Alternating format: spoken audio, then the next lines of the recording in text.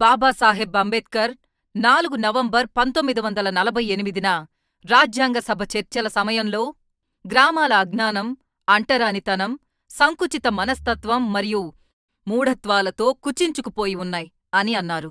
అలాంటి గ్రామాలలో అనాదిగా దళితవాడలు ఆధిపత్య వర్గాల చెప్పుచేతల్లో, కనుసన్నల్లో, కబంధ హస్తాలలో చిక్కుకుని ఉన్నాయి.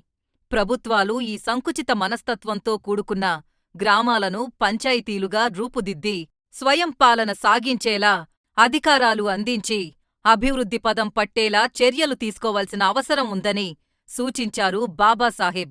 బాబాసాహెబ్ కృషి ఫలితంగానే రాజ్యాంగంలోని ఆర్టికల్ 41 రూపకల్పన జరిగి పంచాయతీల ఏర్పాటు సాధ్యం అయింది. పంచాయతీల ఏర్పాటు యొక్క ప్రధాన ఉద్దేశం అధికార వికేంద్రీకరణ, ప్రజలను పాలనలో భాగస్వామ్యం చేయడం, ప్రాతినిధ్యం లేని వర్గాలకు ప్రాతినిధ్యం కల్పించడం, అలాగే స్థానిక సమస్యలను పరిష్కరించే విధంగా స్థానిక వనరుల సక్రమ వినియోగం జరిగేలా చేయడం.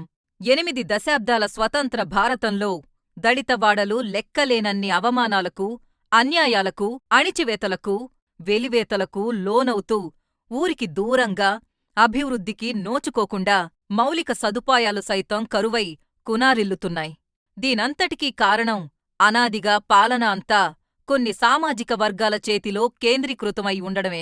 దీనికి పరిష్కారంగా బాబాసాహెబ్ అంబేద్కర్ తన స్టేట్స్ అండ్ మైనారిటీస్ పుస్తకంలో దళితులకు ప్రత్యేక ఆవాసాలను ఏర్పాటు చేయాలని సూచించారు.